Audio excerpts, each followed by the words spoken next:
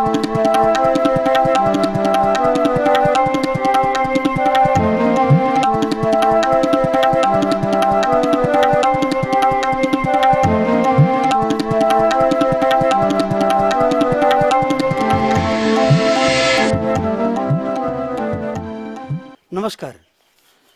मकालु टेलिभिजनबाट हरेक शुक्रबार बेलुका 7 बजे प्रसारण हुने इतिवृत्तान्त कार्यक्रम सञ्चालक म कृष्ण विनोद लम्साल तपाईँ दर्शकमा हार्दिक स्वागत अभिवादन गर्दछु।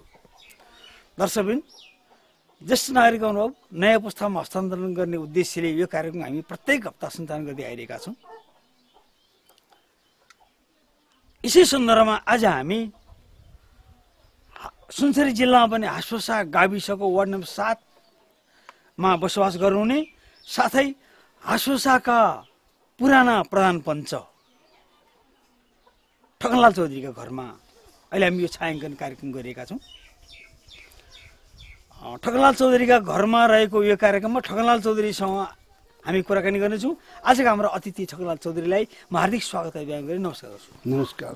तपाईँको मैले परिचय दिइनँ। मैले तपाईँ को हो, क्या हो, कता हो, कसो केही भइनँ। मैले तपाईँ कहिले जन्मिनुको, कहाँ जन्मिनुको भन्नुहुन्न अलिकति मलाई। नमस्कार, मेरो नाम ठगनलाल चौधरी। म यसै हास्वसा गाविस वार्ड नम्बर 7 लविपुर गाउँमा जन्म भएको र यहीँ सानै बचपनदेखि नै हुर्केर बढेर अहिले वृद्ध अवस्थासम्म पुग्यो। अब तपाईँलाई मैले के सोध्ने भने नि, त बुबा के काम गर्नुहुन्थ्यो पहिला? मेरो बुवा खेती किसान गर्थ्यो। खेती किसान गर्नु? खेती किसान बाहेक अरू कामै थिएन। काम थिएन, पढाइ लेखाइ भएन? भएन। तपाईँले कति पढ्नु भएको छ? म हेर्नुहोस् यो 7 सालदेखि पढेँ 2-4 वटा स्कुलमा। कहाँ कहाँ पढ्नुभयो? म हेर्नु त्यति बेला मास्टरहरू गाउँमै आउँथ्यो। गाउँमै आउँथ्यो? कहाँ पारि इन्डियाका आउँथ्यो अरे नि? इन्डियाको जम्मै क्यास्टेहरू आउँथ्यो, पढाउँथ्यो, वैशाखमा जान्थ्यो। फेरि तपाईँको बर्खा लगेपछि गएपछि फेरि कार्तिकतिर आउँथ्यो, पढाउँथ्यो। यस्तै गर्दै गर्दै कार्तिक, मुसिर, पुष, माघ, फागुन, चैत 6 महिना पढ्नु? त्यति बेला तपाईँको स्कुल कहाँ थियो? विजयपुरमा थियो र पकलीमा मिडिल स्कुल भयो सुरु। त त्यति बेला मैले पढ्न पाएन। नपढ्न पाएपछि मैले के गर्नु त अब खेती किसान गर्दै अब बाबु बाजेले गरेको काम त अब त्यही न गर्नु। अरू विदेशी जागिर थिएन त्यति बेला, के थिएन हाम्रो पाले। नपढेपछि जागिर त कहाँबाट पाउँदो? त्यही त हैन, नपढेपछि जागिर कहाँबाट खाने कुरै आएन। त्यस कारणले अब पढेका मान्छेले गरेको कुरा न हो। खेती किसानमै जिन्दगी बिताउँदै बिताउँदै आयौँ। त्यसपछि तपाईँको के भयो? अनि तपाईँ त प्रधान पञ्च पनि हो नि त? सुन्नुहोस् न, अब त्यसपछि के भयो, मैले त कृषि सहायक भएँ। 1 महिना तालिम दियो कृषि केन्द्र तडालाले। त्यसपछि 50 रुपियाँ मासिक भत्ता त्यतिमा गऱ्यौँ। त्यसपछि 200 भयो, त्यतिसम्म गऱ्यौँ। त्यसपछि गाउँ फर्क जब आयो, त्यति बेला त्यतातिर राजीनामा दिएर प्रधान पञ्चमा उठ्यो। त्यति बेला भयो र के भयो तपाईँको, त्यति बेला मैले भोटमा हारेँ। भोटमा हार्नु हो? हारेँ। 23 र 21 भयो।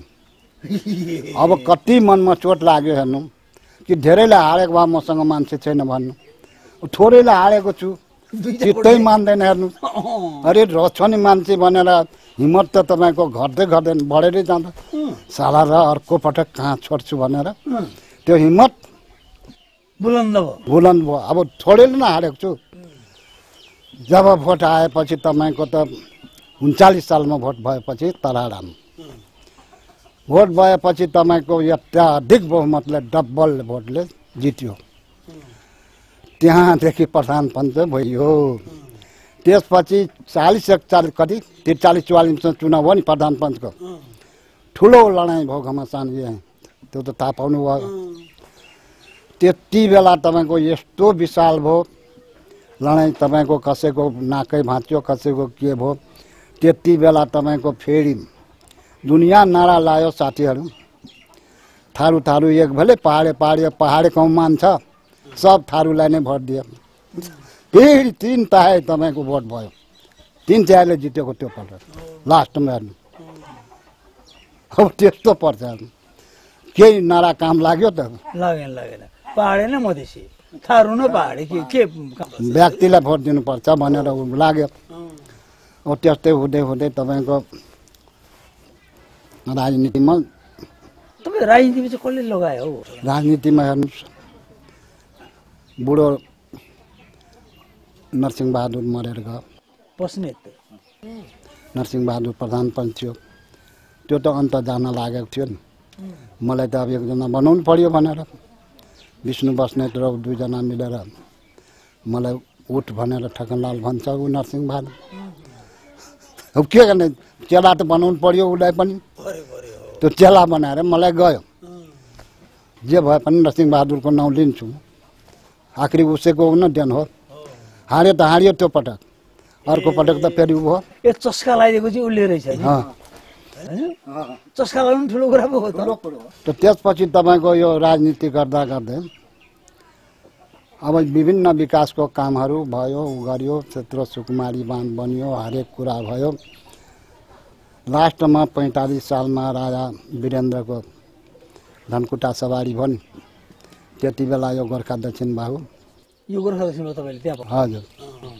उनी दियो बोलाएर घोडे जात्राको दिन ए काठमाडौँ भयो त्यो अर्को चाहिँ के हो नि त्यो अर्को तपाईँको भूकम्प आयो नि 45 सालमा त्यति बेला फेरि आएको थियो नि धरानमा राजा वीरेन्द्र निरीक्षण त्यति बेला यो पाएको ए ठकनलालजी अनि तपाईँ त यहाँ हाँसुसाको मान्छे त धरानमा के काम गर्नु तपाईँ त भूकम्प पीडित पाएको त त्यति बेला त म अनुगमन समिति जिल्लाबाट थियो नि ए त्यो कालले पो रहेछ त होइन हेर्ने कता के छ कता चामल पुग्यो कता घर ढलेको छ त्यो उहीँ डेढै थियो नि हाम्रो घुम्ने अनुगमन गर्नुभयो त्यसको अर्थ त्यो राहत दिलाउने तपाईँले त्यसो गरेर राजा वीरेन्द्रको तपाईँ प्यारो हुनुभयो यी तकसकमा पाउनु पाएको यसो गरौँ हाम्रो यो कार्यक्रमको उद्देश्य चाहिँ राजनीतिक कुराकानी गर्ने होइन होइन तपाईँ 2 पल्ट प्रधानमन्त्री जित्नु जित्यो अनि अर्को पल्ट तपाईँ हार्नुभयो नि पल्ट त नि अर्को पटक त तपाईँको हेर्नुहोस् यो जब फुच्चे केटासँग थारूसँगै हार्नु तपाईँ थारूसित हार्नका कारण हो अब यो पार्टीगत भयो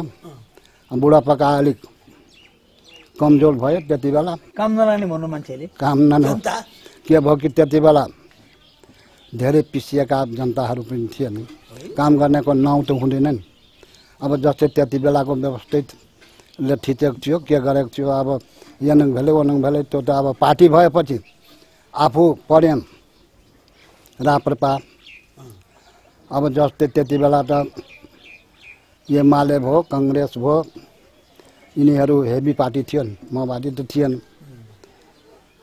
अब ऊ हुने बित्तिकै त मलाई पनि धेरै आयो म के भन्छ काङ्ग्रेस पनि पस भन्छ कम्युनिस्ट पनि पस तर आफ्नो पुरानो मित्रहरू जहाँ छ त्यहाँ इज्जत हुन्छ भनेर त्यहीँ रहेको चाहे राजनीतिबाट तल गएँ जे भयो तर इष्टमित्र पुरानो छ नि अब तपाईँ मान्छे तपाईँलाई हामीले यहाँ बस्दाखेरि किसान धेरै बुझेका छौँ किसान हो म किसानका कुरा तपाईँले धेरै गर्नुभयो यहाँ किसानको हकितको लागि गर्नुभयो यस्तै चाहिँ सुकुमारी बाँधको कुराकानी आयो कति बिघा जग्गा कमाउनुहुन्छ म त 3.5 बिघा जग्गा कमाउँछु आफ्नै जग्गा हो पोखरी त्यसको अर्थ के प्रधानमन्त्री त्यो जग्गा कमाउनु हो त्यो त गमाएको यो त कमाएको होइन यो बाजेको सम्पत्ति त्यही पनि यसमा यो मोही थियो नि मोहीबाट 1.5 बिघा जग्गा पाएको ए बुबाले बाँडफाँडमा यता 1.5 बिघा जग्गा मात्रै थियो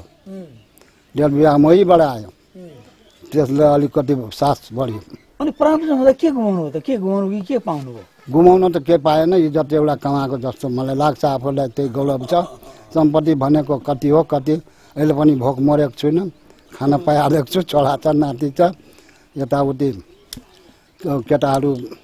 केटा जुन छ एउटा जागिर छ बुहारी जागिरै छ केटाकेटी पढाउन नातिहरू नातिनी पढाउन पाइरहेको छ एकछिनपछि म तपाईँ यो पारिवारिक कुरा आउनै बाँकी छ तपाईँ कति भाइ दाजुभाइ म दाजुभाइ एक्लै तपाईँ दाजु कोही दाजु थियो गयो धेरै 21 सालमा अनि तपाईँ बिहे कति वर्षमा भयो चौलाले बिहे मेरो 16 सालमा सायद भयो यसको तपाईँ 14 वर्ष हुनुहुन्थ्यो अनि त्यो बेला बेहुली कति वर्ष 4 वर्ष तपाईँको दुरागमनको लागि छोडेको थियो त्यति बेला अनि बेहुली कति बेहुली पनि छोड्ने त्यस्तै हो सँगसँगै हो तर बिहा गरेर त छोड्थ्यो नि, ल्याडुन थियो नि पहिला, दुरागमन गर्नु पर्थ्यो।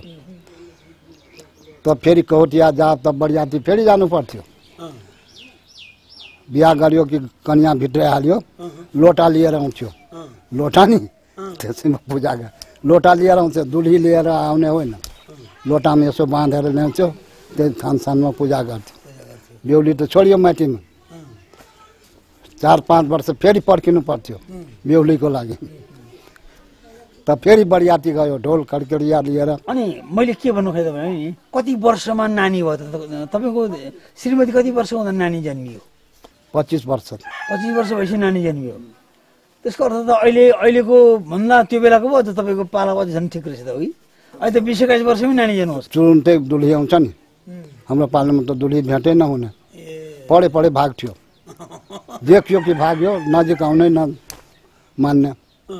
अनुहारै देख्न पाउँदैन थियो परिवारको, त्यति बेला यति थियो। मेरो मात्रै हो नि, सबैको त्यस्तै हो। सबैको लुकी कहिले कहाँ हेर्न पायो भने पायो, न त के हेर्न चाहिँ मन लाग्ने नि? मन त लाग्छ नि, आफ्नो बुवा दुली कस्ती भइछ भनेर हेर्न लाग्ने। मन त लाग्छ, नलाग्ने हो दुली कस्ती भयो। अनि काहीँ मेला सेला लुकी हेर्नु त के गर्नु, सामने आउँदैन, भाग्छ त। अनि उसले पनि हेर्ने, केटीले पनि हेर्ने? केटी अब हेर्दै थियो के हेर्ने थियो, आफू चाहिँ हेरिन्थ्यो नि। अहिले त हेर्नु त पहिला सब कुरो भइसक्छ, अब त बिहे हुन्छ। हाम्रो पालामा त एकदम राम्रो थियो त्यति बेला हेर्नु, थारू संस्कृतिमा बहुत राम्रो कुरो थियो। अहिले त बिग्रिसक्यो। अनि कति भयो त नानीहरू? कति भयो भन्नु? 2 छोरा? 2 छोरा थियो। अनि छोरी 5 छोरी। छोरी 5 छोरी। अनि के त्यत्रो छोरी त? जम्ला भयो 2 पटक। 4 भयो। जम्ला छोरा जम्ला भएको थियो, छोरी पनि जम्ली। त 4 त 2 पटकमा भयो। त हुँदैन त्यत्रो भन्नु त। जम्ला जम्ल्या छोरा, जम्लाई छोरी, फेरि अर्को छोरी जन्मियो। छोरी कान्छे दुईटै जम्ले। अहिले के गर्छन् त नानीहरू? नानीहरू सब आफ्नो उसमा गइसक्यो घर। कान्छो छोरा बित्यो 23 साल। के भएर? त्यही हो, इलेक्ट्री हो भयो नि, लाइनबाट। उसको छोरा यो हो कान्छाको परिवार बालग्राम ऊ गर्दैछ। जागिरी छ। अनि ठुलो छोरा चाहिँ पनि कृषिमा जागिरी। अनि बुहारी 2 एउटा बुहारी घरमा छ, यताउति घर त देख्नै पर्यो। यसको अर्थ हामीले के बुझ्यौँ भने समग्र हेर्दाखेरि अहिलेसम्म ठगनलालको यो अवस्थासम्मको जिन्दगी राम्रो, आरामको जिन्दगी? आरामको छ। अहिले झन् मलाई आराम भयो। किन खुसियाली भयो? किनकि सारा व्यवहारहरू खट्नु पर्थ्यो नि। अहिले त छोराले बोकिहालेको छ, उसले बोकेको छ। आफू गयो, गफ लगायो दोकानमा, चिया खायो र चिया खायो, साथीभाइसित गफसप हुन्छ, हेलो गऱ्यो। चाहेको बेला छोरा मद्दत गरिहाल्छ, पैसा खोज्नु पर्दैन अहिले, उसैले दिन्छ। अब आफू कृषिवाला मान्छे, 150 मन धान त सब साल बनाएर बेच्छु। चट्ट छोरासँग छैन भने 4 बोरा धान लोड गर्यो, बेच्यो, पैसा गोजीमा हाल्यो, फेरि मस्त। हामी सानो व्यापार विषय लिन्छौँ, अन्त कता नजानु होला।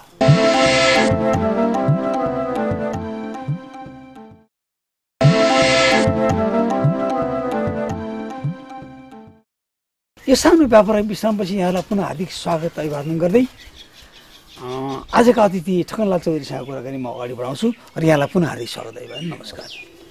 अब तपाईँलाई मैले यो ब्रेक भन्दा पहिला अथवा हाम्रो चाहिँ यो विश्रामभन्दा पहिला तपाईँसँग अलिअलि संस्कृतिका कुराकानी गरिनँ। अब तपाईँसँग थारू संस्कृति, परम्परा, रीतिरिवाजका कुराकानी गर्छु। तपाईँबाट थारू मान्छे, जागरुक मान्छे, थारूहरूको संस्कार संस्कृति अहिले के अलिक लोप हुँदैछ कि अलिक राम्ररी चाहिँ परिमार्जित हुँदै जाँदै गइरहेछ? के भएको छ? थारूको त लोप भइसक्यो भन्दाखेरि। किनभने हेर्नुहोस्, पहिला थारूमा हाम्रो रक्सी त्यति खाँदैन थियो, त्यति ऊ दारू खाँदै सुँगुर खाँदैन थियो, कुखुरा खाँदैन थियो। जुन मूल थारू हाम्रो थियो सप्तरियाको बारेमा म भन्दैछु। अब हेर्नुहोस् घर घरै दारू चुहाउँछ, घर घरै सुँगुर पाल्छ। अब यो बढी भयो। मतलब यो थारू समुदायमा चाहिँ दारू धेरै समस्या, थारूलाई दारू समस्या भयो। त्यस कारणले हेर्नुहोस् यो दारूलाई अलिक हुन त यो जति गरे पनि यो हुनेवाला छैन। अब यो बढिसक्यो, छोपिसक्यो भनौँ। त्यही पनि बेला बेलामा यसो पहिलाको र अहिलेकोमा धेरै फरक छ। त्यति बेलाको थारूहरू हेर्नु साँचो थारू थियो, झुट नबोल्ने, झुट नबोल्ने। सबैजना गाउँघरमा तपाईँको बस्दाखेरि जस्तै हजुर आउनुभयो सम्मान हुन्थ्यो। एउटा पहाडिया आयो भने मालिकले भनेर कति सम्मान गर्थ्यो। त्यो आधारमा तपाईँहरू पनि निकै सम्मान। थारूहरूले केही पर्यो भने भिडिहाल्नुहुन्थ्यो। अहिले थारूहरू टेर्दैन, तपाईँहरू पनि किन टेर्न? त्यस्तो भइसकेको छ।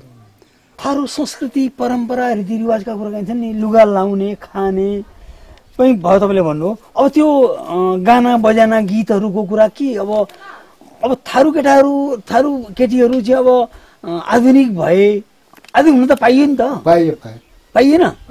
त्यो पुरानै अब चाहिँ त्यो पुरानो जमाना कति लाउने भन्ने लाग्यो होला नि केटाकेटीलाई पनि। पुराना जमानाको त हेर्नुहोस् थारूहरूको केटाकेटीले छैन। पुराना हामी जतिको मान्छेहरू छ अहिले, बुढाबुढी मान्छेहरू छ। अहिले त तपाईँको नेपाल टेलिभिजन हेर्छ। अब हेर्नु नि अहिले अब नाच्न थाल्यो केटीहरू। पहिला थारू केटी नाच्दैन थियो। अब हेर्नु कति थारू केटी साइकलै चलाउँदैन थियो अरे। घरबाट तपाईँको त्यति निस्किँदैन थियो, त्यति बिग्रिँदैन थियो। अहिले कुकर्ममा गएर सबै भसिसकेको छ। कोही ठिकमा छैन थारूको।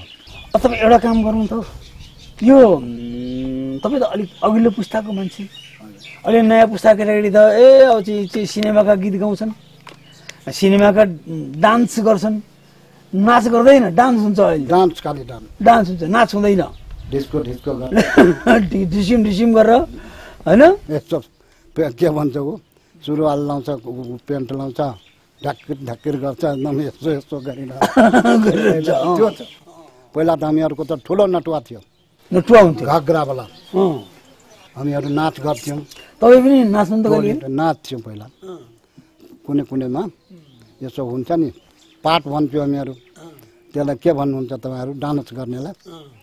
त्यो डान्सरमा रूपमा ऊ गर्थ्यौँ हामी। अनि एउटा अब यो थारू संस्कृतिको तपाईँ एउटा कुनै गीत कस्तो के थारूहरूले गाउने चाँचर बिरहन के हुन्छ, के हुन्छ भन्नु मलाई सुनाउनु। थारू त अब चाँचर बिरहन पराती अरू यही त हो। तपाईँलाई के चाहिँ गाउन आउँछ? धुम्रा नाच।